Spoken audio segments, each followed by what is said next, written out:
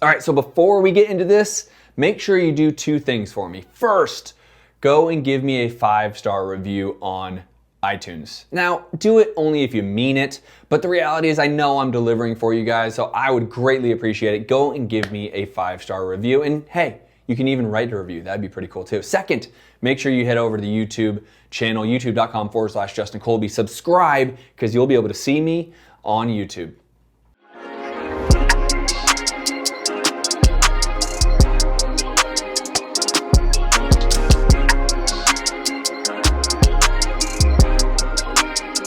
What is up, everybody? Welcome back to the Science of Flipping podcast. I am your host, Justin Kolbe, and here's the cool thing.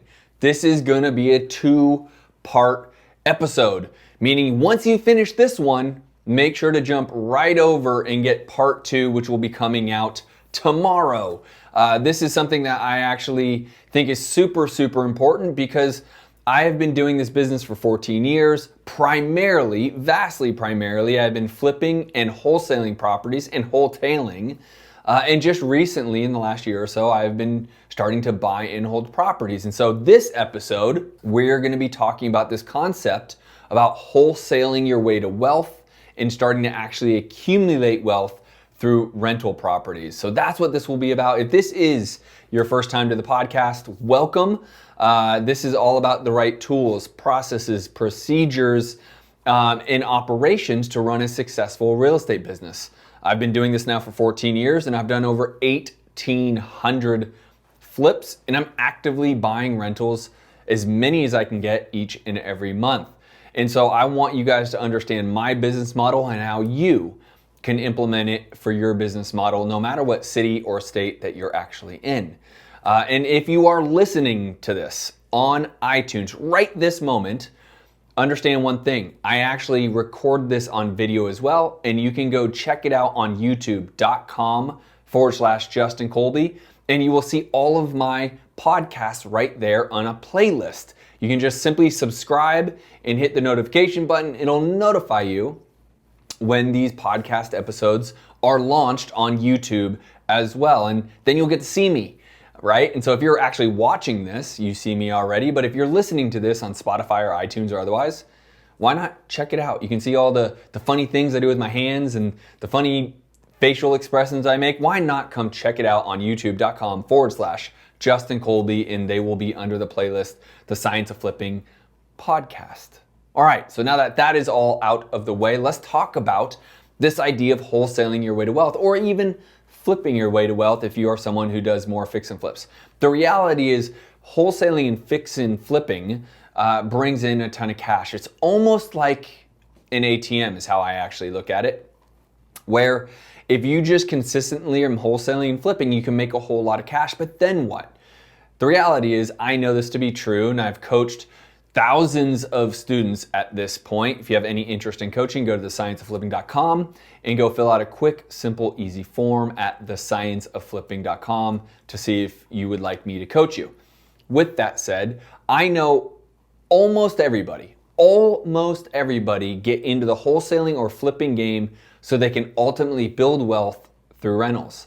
And that's what it should be. You guys actually should be doing that. And if I can look back and say one of the bigger mistakes I've ever made was simply not getting into the rental game earlier. And the reason being is it was so addicting to make as much money as I was making, right? Wholesaling is quick cash. Rehabbing is slower cash, but bigger cash. And it's fun to be able to buy the nice cars and go on vacation anytime you want and buy the nice watches and all the other things. But the reality is I wasn't building wealth per se. And so now, 14 years into the game, I've started to do that. So let's walk through what I'm currently doing, where I'm doing it, why I'm doing it there, and give you a little food for thought of how to do that. And then part 2, we'll jump into like, how do you structure it all? Specifically, where am I finding the money to do that? Am I using my own money or am I using someone else's money? And so we'll go into all that in part 2. So here's my model as a moment in time. We are currently actively wholesaling and flipping, specifically, let's just say wholesaling in roughly 7 states. 7 states right now, and at this point, I'm not certain how many cities within those states, but 7 states we are currently wholesaling. We do anywhere from 10 to 20 wholesale deals each and every month. right? And so let's just use the arbitrary number, $12,000 on average, because sometimes we make 20,000, sometimes we make 7,000. So let's just use 12,000 as our average. The reason being I would tell you is because that is our average, $12,000 per wholesale fee. So if we're doing anywhere from 10 to 20 of these each and every month, you can just do the math, that's fine. But now, what am I doing and how am I leveraging that business into buying and holding? Well, the first thing is I want to stay in markets that are well below the median average home price, okay? And so again, I haven't looked within the last 30 days, but it used to be $325,000 was the national median home price. It may have gone up over the last 30 days, 45 days or whatnot, but that was the, median home price. Now, I stay in markets that are well below that. Now, this is specific to my buying holding formula, right? So I want to be roughly 30 to 40% below that. So let's just use 30% because it's very simple. 30% of 300,000 is $100,000. So subtract 325, subtract 100, make it 125. I want to be in markets that are valued $200,000 and under. Okay, again, follow me here. I want to have a 30 to 40% decrease in home price from the national average. So if it's closer to 40%, then I would be closer to $165,000, $170,000 and under. Well, guess what? There's a lot of cities and a lot of states that have homes under that value. It's actually not that difficult to find homes under that value. Arizona being a state, but I'm doing a lot of deals in Oklahoma City. Specifically, Oklahoma is where I'm buying most of my rentals. I just recently passed up on 3 triplexes in Indiana. Only reason being is they were flooded and I didn't personally want to have to deal with the flood insurance and all that stuff, so I passed up on it. I wholesaled it, but I would have absolutely bought those homes in Indiana. And then we're also in Alabama, Mississippi, Indiana, and Ohio are where we're looking to actually hold because of the price points. There's great areas in Texas as well as that we're doing deals that would be a good rental. So take the overthinking out of this. I want to make sure I'm under $200,000 as a price point and well under it. So here's why I'm buying in Oklahoma City, and it's because I'm quite literally, as a moment in time, buying like $20,000 or $30,000 homes. I'm putting in $30,000 to $60,000 in rehab, and it's renting for $850 to $950 a month. It is a perfect rental market, okay? I'm well below the median price point, and ultimately what I'm trying to do is I'm trying to do the BRRRR method. I buy it, I rehab it, I rent it, and I refinance out of the property, and then I repeat if you so want to add another R on there. And so essentially, if I can buy it and remodel it and be in 75%, okay, be in at 75% of the ARV value, then my bank will come in and refi me 100% out of it. I'll have no cash in the property.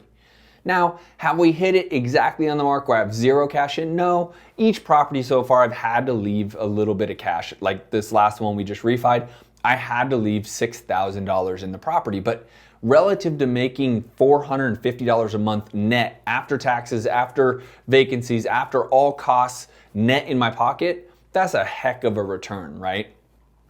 So how many homes can you buy in leaving $6,000 into the home? So I'll get there on part 2. I'll get to the money aspect on part 2.